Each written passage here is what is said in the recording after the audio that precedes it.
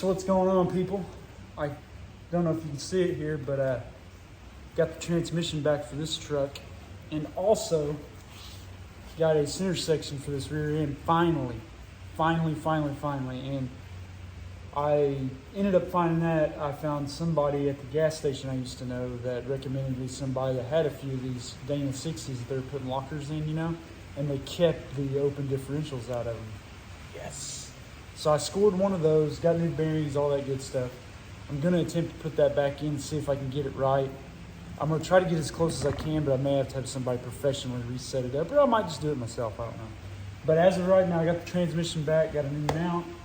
The problem is I blew the lines out on the cooler, and I'm not getting much back on like the return side of the lines, and I'm getting tons and tons of metal out of it, like just nasty metal and stuff. So I've just now blew the lines out, I've disconnected them from the radiator, and the radiator is either there's something stopped up in it or it's just totally contaminated. So if you want to do the cheap thing, you could buy a transmission cooler, disconnect it from the radiator, and put it in. But when I previously owned this car, I had bought a group of cars, about 5 different second-gen Camaros, and I needed to get them hauled out of there.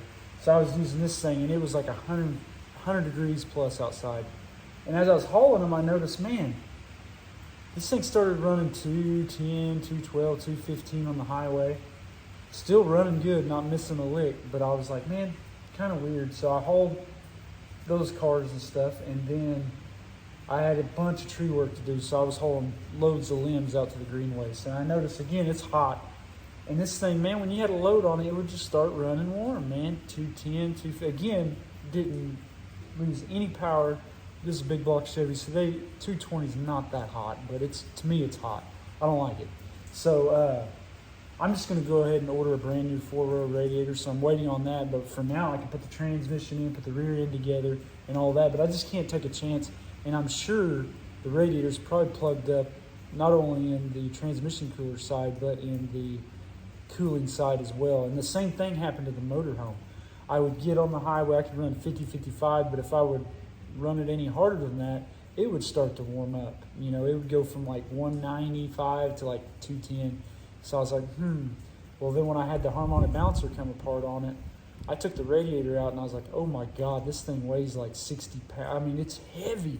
I've never picked up a radiator that heavy. Well, I had my friend Brandon check it out, and he's like, dude, that thing's, it's half stopped up with rust and trash. So I ran it for a little while longer, and I put a brand new 4-row radiator in the motorhome. And man, I could buzz that thing till it's basically out of power. The thing does not run hot, man. Drove it to Louisiana when it was hot. I drove it to Florida with my family, and I mean, we ran it pretty hard. The thing never got over like 205 if you watch my previous video, never had a problem with that thing overheating. So, and the radiators I'm buying, they're off Amazon. I can't remember the name of them, but you'll see them when I get them. This will be my 4th one I bought. Every one of them fit perfect, and they're around 200, 250. You know, I think it's reasonable. Now, back in the day when you used to buy an aluminum radiator, like the one in my Chevelle, I think I bought it from like Northern. It was like $500 or $600 when I had the big block in it. So, I mean, it's a lot more affordable. Yeah, they're probably not made as well as the ones you pay more, but so far, I've had great experience with them. I'm happy with them. So yeah, I'm gonna finish blowing the rest of those lines out. We'll get this transmission up in there and put it together. Once I get that done, then we'll start on the rear end. So, give you an idea what it looks like under here. Just your typical old big block Chevy, 396 402. Now, could I pull it out and reseal it and clean it up and make it look nice? Yeah. Do I want to? No. It doesn't leak that bad. But yeah, man, this thing's pretty sweet. Now, one thing I do is I put brand new coil springs in every vehicle I buy, basically, that I fix up, because I want them to sit. Usually they sag to the right side, and I want them to sit right, man. I put good wheels and tires on one and get the thing sitting pretty level before I really get started on some of them. But yeah, so I blew the lines out there as clean as I can get them. I'm gonna change this little rubber piece. Somebody's put a zip tie on it. That's not gonna work. Yeah, other than that, I don't have much to do under here. But yeah, just a very little light rust to take care of on this old truck. And I need to go ahead and get rid of these auxiliary tank lines, because I had a tank underneath the slide-in camper at one time, and this actually has a wood bed floor still in it.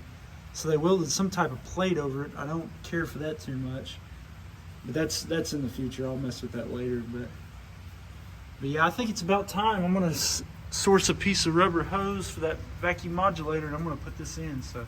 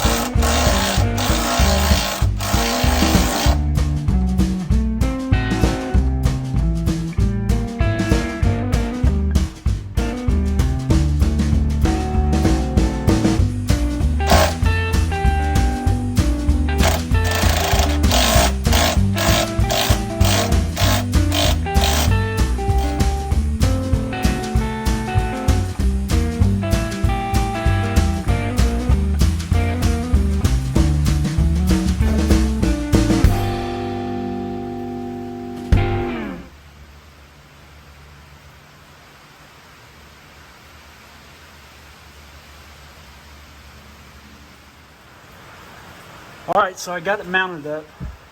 One thing you want to make sure is when you're putting this in, I just put the 4 corner bolts on the left and right side. I don't over tighten them, I just snug them up.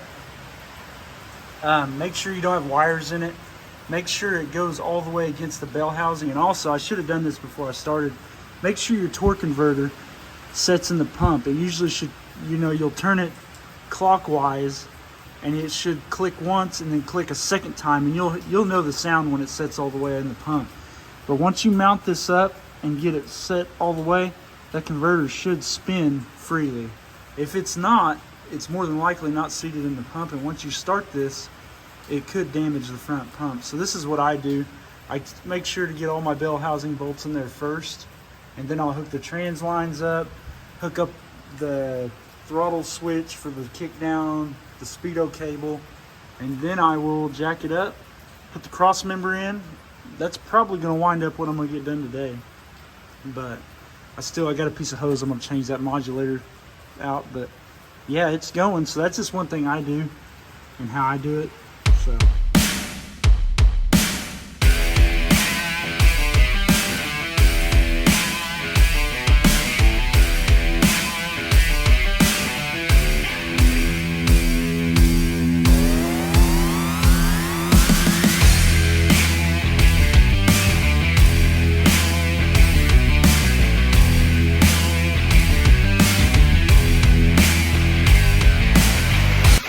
So I'm pretty much done with the transmission install. Sorry if you can't hear me very well. It's raining like crazy outside.